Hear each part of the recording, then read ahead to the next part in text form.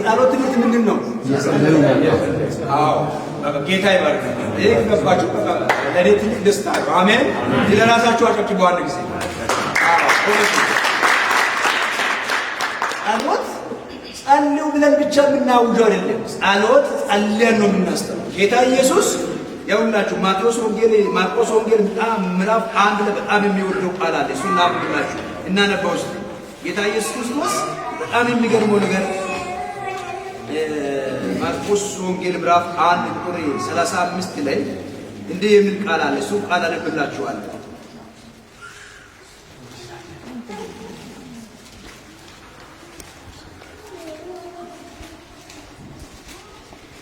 35 ላይ እንደዚህ ይላል። ጌታ ኢየሱስ ክርስቶስ ምን አለ? ማልዶም ተነሳ፣ ገና ሌሊት ሳለ ወጣ፣ ወደ ምድረ ባዳም ሄዶ በዛ ምን አደረገ ይላል?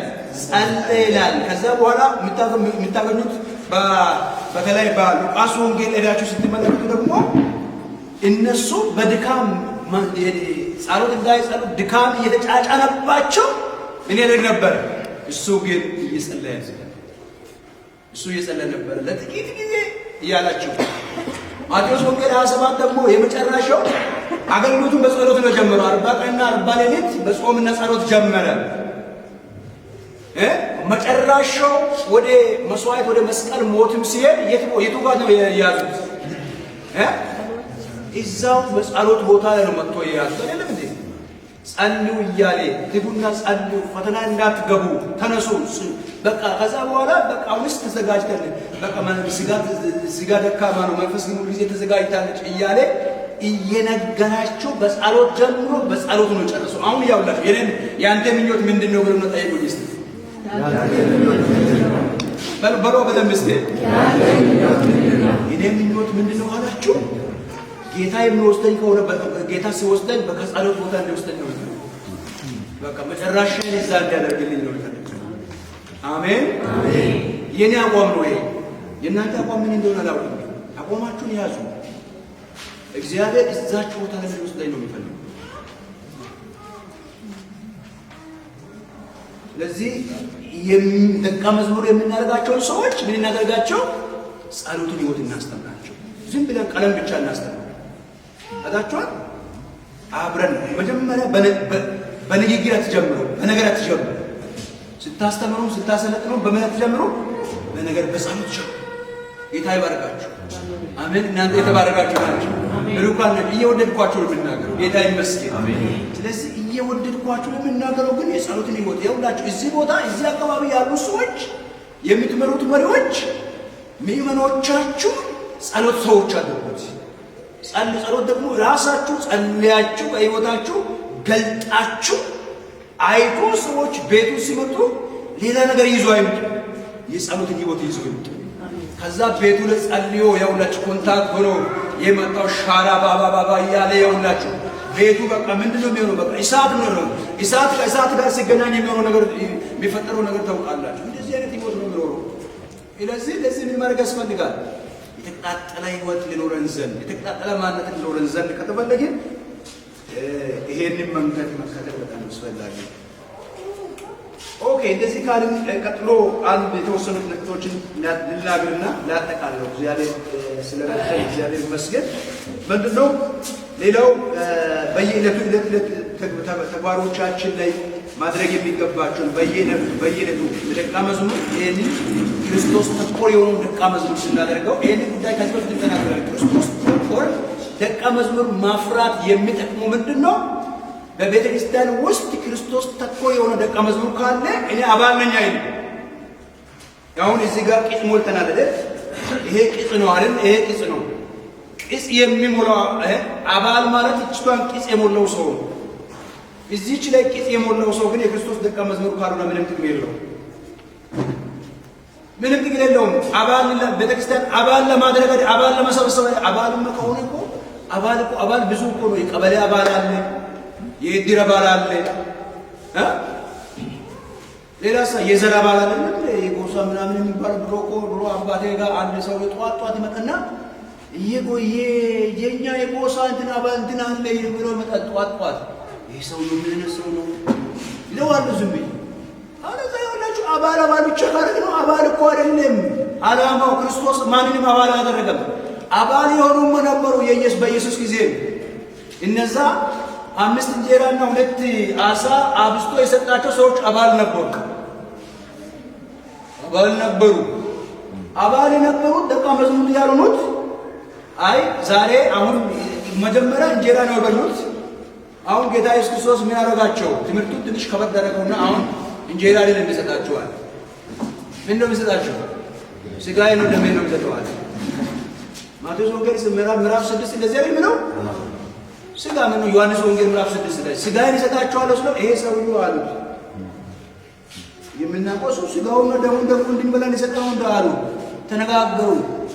ከዛ ብዙዎቹ ወደ ዓለም ነው ተመለሱ። አባል ወደ ዓለም ነው የሚመለሰው። በደንብ ይግባችሁ ወገኖች፣ በደንብ ይግባችሁ ይግባችሁ። በቤታችሁ ያለው አባል ከሆነ ነገ ይሄዳል። እስቲ ነገ ይሄዳል ወይስ አይሄድባችሁ? ግን እኔ አላልኩትም፣ እናንተ ነው ያላችሁት። ማይሩ ስለማይቀር ነው አባል አታደርጉት እያልኩ ነው እኔ። ቃሉም እንደዚህ ነው። አባል የሆኑት አንድ ጊዜ ማቴዎስ ዮሐንስ ወንጌል ምዕራፍ 6 ሙሉ አንብቡት። መጨረሻ ላይ አንዳለ ሁሉም ግር ብሎ ሲሄዱ ጌታ ኢየሱስ ክርስቶስ እንደገና ቀጠለ። ለአስራቱም ምን አላቸው? እናንተም ካልፈለጋችሁ ሂዱልኝ አለ። ከዛ በኋላ ነው ጴጥሮስ ቆመና አንተ እኮ የሕይወት ቃል ካንተስኛ ወዴት? በቃ ደቀ መዝሙር ማፍራት ማለት ነው። ካንተ ወዴት? የጠበቀ ማንነት መኖር ይሄ ነው። የተቆራኘ ሕይወት መኖር ያውላችሁ ይሄ ነው። የተገናኘ የጠለቀ ሕይወቱ አብሮ ክርስቶስ የሆነ ማንነት የኔ ሕይወት ክርስቶስ ነው የሚል አሁን በሥጋ የሚኖርበት ኑሮ ሁሉ የማን ነው? የክርስቶስ። ክርስቶስ በእኔ ውስጥ የሚኖርበት ኑሮ ነው እንጂ እኔ ለራሴ የሚኖርበት ኑሮ የለኝም የሚል ደረጃ የደረሰው ከሆነ ትክክለኛ የክርስቶስ ደቀ መዝሙር ነው። አስቡት ወገኖች፣ እናስቡ ወገኖች፣ በደንብ እናስበው፣ እንመለከት። አባል ብቻ ሰብስበን አስቀምጠን አንድ ነቢይ ትላንትና እንዳልኩት ጥሩ ፖስተር ባንትን ሰርቶ የዚች ዳስ ባለራዕይና መስራች ብሎ ከመጣ ግር ብሎ ነው የሚሄደው እያለ ይሄዳል። ተንቤለት ያለ እዛ ፌኩን ሰጥቶ አምጥቶ ያው ባለፈው ደግሞ አንድ ነገር ሰማሁ። ምንድነው የሰማው? ወሉስ እስቲ በጣም ጌታ ይባርካል።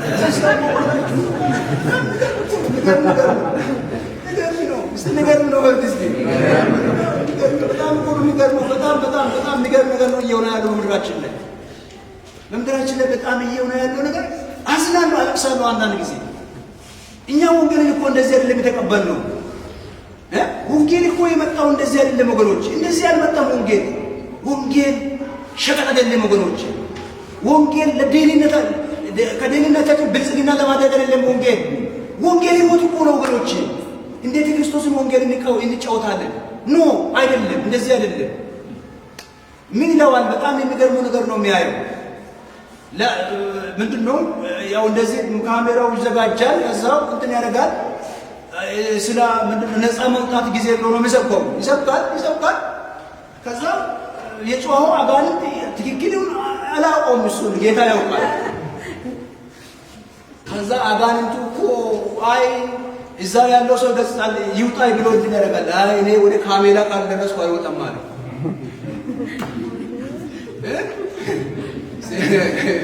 መናፍስቱ ራሱ አሁን ምን አድርጓል? ትንሽ ከፍታ ምን አድርጓል ማለት ነው። ወደ ቴክኖሎጂ ተቀየረ ነው።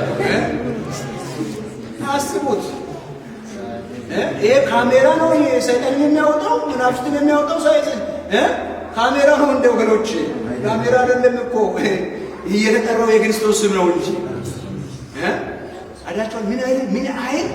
ምን አይነት የሚያሳዝን ነገር እየገባን እንደሆነ አስቡት። ክርስቶስ አለ እዛ ቦታ ላይ ወደዚህ ወደ እንትኑ አቅርቡ ይዛ ይወጣል። አስቡት። የተጋረረ የተሸፈነው እነዚህ ገለታውያን እናንተ ገለታውያን ያለው ሐዋርያ ጳውሎስ ለዚህ ነው ክርስቶስ በፊታችሁ ነው ነበር ከሲሉ ነበር። ማን ነው ከእናንተ ይህንን የተሳለውን በፊታችሁ የታየውን ክርስቶስን ከልባችሁ ማን ነው የወሰደው? ማን ነው የወሰደው? ማን ነው አዝም ያደረገባችሁ? ማን ነው በእናንተ ላይ ድንዛዜ አምጥቶ ጫነባችሁ ብሎ በጣም ንፈስ ሲሰቃይ ነበረው። በጣም ያለቅስ ነበር። እነዚህን ሰዎች እንደገና ወደ ክርስቶስ ለመመለስ ሚጥ ይዞኛል እኮ ነው ያለው። ልክ አንድ እርጉዝ ሴት ሚጧ እንዴት እንደሚያስጨንቅ እንደዚህ ጭንቅ ይዞኛል ያለው።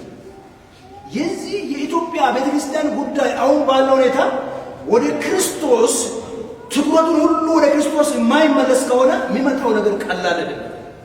አስቡት ወገኖች፣ እይታችን የእኛም የእናንተም የሁላችን የመጨረሻ ሰዓት ነው። ከባድ ንግግር ነው እየተናገርክ ያለው። ግን መሪዎች ናቸው። እንድትሰሙ የሚፈልገው ነገር ምንድን ነው? ይሄ የክርስቶስ የመስቀሉ ጉዳይ ሁላችንም እዛ ላይ ነው ትኩረት ማድረግ ነው። ከዚህ ከክርስቶስ መስቀል ውጪ ሌላ ትኩረት ሁሉ ከቤተ ክርስቲያን መውጣት አለ። አሜን ነው ወይ? እስቲ ይውጣ በለው በኢየሱስ። ትኩረት ሁሉ ወደ ማን ይሁን? ኢየሱስ። ወደ ኢየሱስ መሆን ያለበት ምክንያት ምንድን ነው? የእምነታችን መስራች ነው እሱ። የእምነታችን ምንድን ነው? ፈጻሚ ነው ኢየሱስ። ዕብራውያን እኮ ይህንን ነው ያስተማሩት አባቶቻችን። የእምነታችን እናነበው ንግግር ብቻ እንዳየው እናነበው ውስጥ እንደዚህ ነው ብለው የእግዚአብሔር ቃል ወገኖች፣ በእውነት በጣም መጠንቀቅ ያለብን ነገር ውስጥ ዘመን ነው ያለን። በጣም መጠንቀቅ ያለብን ነገር ነው። እይታችን ሁሉ ወደ ማን ይሁን? ወደ ክርስቶስ ይሁን። እንግዲህ እነዚህ የሚያሉ ምስክሮች እንዳመና በዙሪያችን ካሉ እኛም ደግሞ ሸክምን ሁሉ ቶሎ የሚከብድን ኃጢአት አስወግደን የእምነታችን ራስና ፈጻሚውን ኢየሱስን ተመልክተን በፊታችን ያለውን ሩጫ በትዕግስት ምን እንሁን? እሱ ነውርን ንቆ በፊቱ ስላለው ደስታ በመስቀል ታግሶ በእግዚአብሔር ዙፋን ቀኝ ተቀምጧልና ይላል። አስቡት፣ በእግዚአብሔር ቀኝ ለመቀመጥ ግን እሱ መስቀል ላይ ነው ታገሰው። መስቀል ላይ ሆኖ እንዴት ነው የታገሰው? ክርስቶስ ግን ታግሷል። ስለ እኛን ሊያገኘን እኛን ሊወርሰን ክርስቶስ ምን አድርጓል? በመስቀል ላይ ታገሰ። ኢየሱስ ክርስቶስ ያድናል። ኢየሱስ ያድናል ብሎ ሳለ ኢየሱስ ያድናል። ሃሌሉያ። ስለዚህ የእምነታችን መስራችና የእምነታችን ራስና ፈጻሚ የሆነው ኢየሱስን የምናደርገው እንዲከተል